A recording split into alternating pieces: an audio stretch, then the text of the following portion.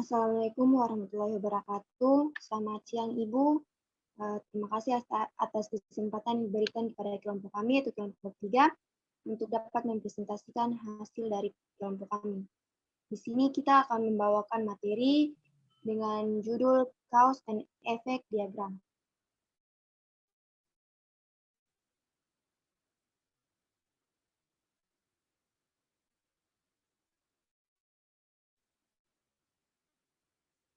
Sebelum itu, izinkan saya memperkenalkan nama-nama dari anggota kelompok kami. Yaitu yang pertama ada Jolinda Was dengan NIM 2020-50003. Kedua, Febi Yulita Telupere dengan NIM 2020-50010. Cindy Elgata Nikwele dengan NIM 2020-50017. Dengan saya sendiri, Alifia Ismail 2020-50025. Dan Nurlilah Simkao dengan NIM 2020-50034. Next.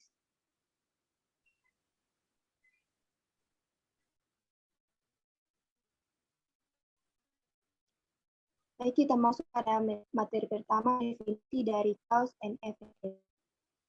Cause and diagram sendiri sering disebut dengan fishbone diagram, yang merupakan sebuah diagram yang menyerupai tulang ikan yang dapat menunjukkan sebab akibat dari suatu permasalahan dan juga merupakan salah tool dari 7 basic quality tools.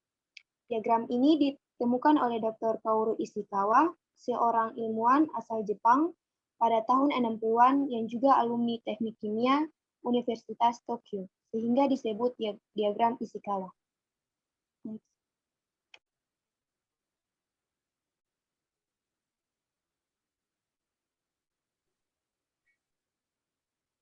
Pada dasarnya, diagram fishbone atau tulang ikan Ishikawa dapat dipergunakan untuk kebutuhan-kebutuhan berikut. Yang pertama, membantu mengidentifikasi akar penyebab dari suatu masalah.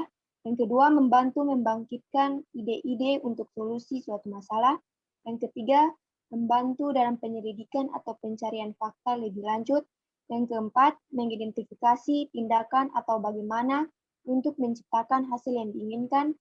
Yang kelima, membahas isu secara lengkap dan rapi. Dan yang terakhir, menghasilkan pemikiran baru.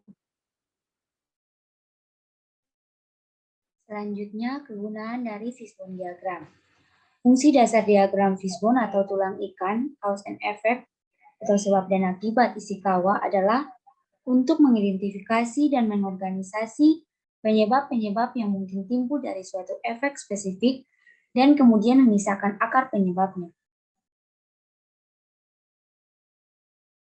Langkah-langkah untuk membuat fishbone yaitu yang pertama, tulis permasalahan utama pada bagian kanan atau kepala ikan. Gambar garis panah dari kiri ke kanan mengarah ke permasalahan.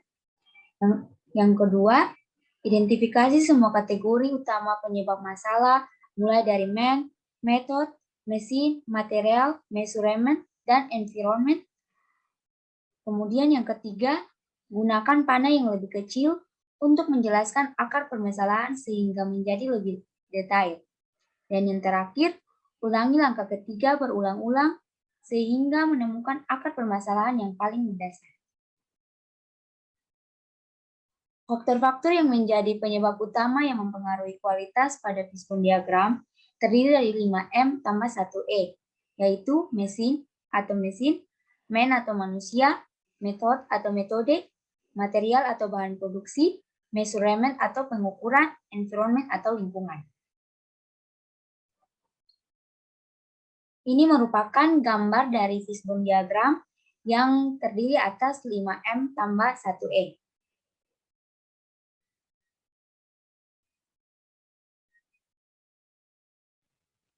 Iya, selanjutnya saya akan menjelaskan tentang contoh dari diagram tulang ikan sendiri.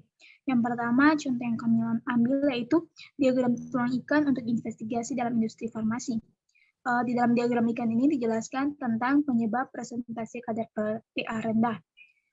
Seperti yang dijelaskan dalam materi sebelumnya, ada beberapa faktor yang menyebabkan diagram tulang ikan itu terbuat mirip. Yang pertama, faktor material. Di sini faktor materialnya itu tidak ada SOP atau standar operational procedure, di mana jenis tanaman nilam tidak memiliki bibit unggul. Dan yang kedua, waktu pengeringan tidak sesuai.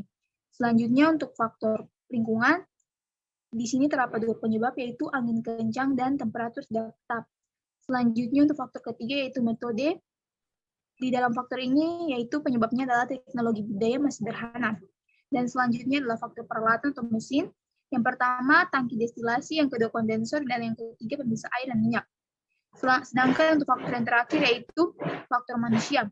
Di sini faktor manusia ini berfokus pada operator, di mana operator sendiri kurang teliti dan teledor, dan yang kedua tidak melakukan pengecekan secara mendetail, yang ketiga kurang mengetahui metode yang tepat, dan yang terakhir pengetahuan tentang material kurang. Next. Selanjutnya contoh yang kedua yaitu diagram tulang ikan, pemberian layanan tidak tepat sasaran. Yang faktor yang pertama dimulai dari faktor manusia, yaitu tidak mengetahui jenis pelanggan. Di sini faktor manusia itu dia tidak mengetahui jenis pelanggan itu apakah pelanggan tersebut termasuk pelanggan potensial, pelanggan kurang potensial, atau pelanggan tidak potensial. Sedangkan faktor yang kedua itu faktor metode. Di sini ada 3 penyebab, yaitu yang pertama belum diterapkan metode pemasaran, yang kedua belum diterapkan metode pengelompokan pelanggan, dan yang ketiga belum ditetapkan metode berorientasi pelanggan. Selanjutnya untuk faktor teknologi, yaitu belum ada teknologi pengelompokan pelanggan.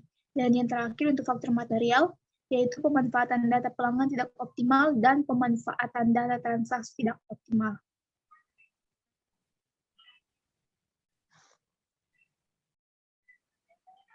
Baik, mungkin itu saja hasil dari kelompok kami. Apabila ada kekurangan, dimaafkan.